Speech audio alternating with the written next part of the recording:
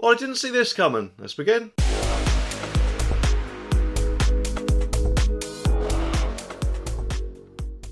The article says that an expert has warned drivers that government's MOT plans could cost us more in the long run and lead to higher repair bills. Dorry Potter, an expert at National Scrap Car, exclusively told express.co.uk that MOTs play a vital role in making sure that vehicles on our roads are safe and well maintained. Miss Potter added, though the government's plan is well intended, moving the MOT to biannual rather than annual could actually cost drivers more in the long run with higher repair bills. Not having an MOT every year may mean that defects will go unnoticed for longer, and MOTs currently identify small minority problems before they become more expensive to fix, having an effect on motorists' finances in the long term. And she also said that apparently that these faults could also have a detrimental impact on road safety, with a number of unroadworthy vehicles being on our roads, as well as breakdowns which can put people's safety at risk. Well, doesn't she just sound like the life of the party, eh? I bet her favourite day of the week is Monday, isn't it? Sounds like a right job's worth. Who knows, maybe, just maybe, she could even push for us to have MOTs monthly, just in case something crops up which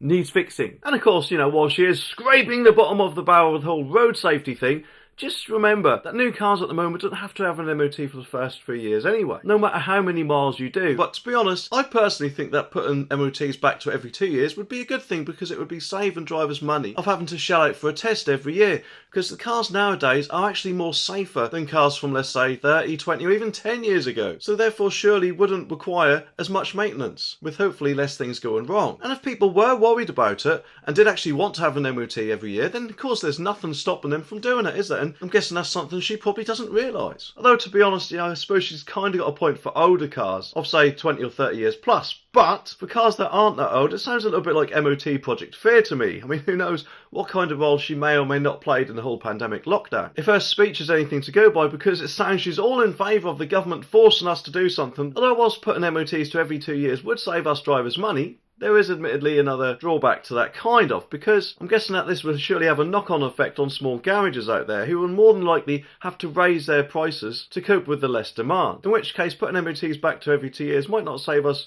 too much money anyway. But hopefully that won't be the case. On February the 16th, the Department for Transport quietly changed the deadline for the end of the MOT consultation.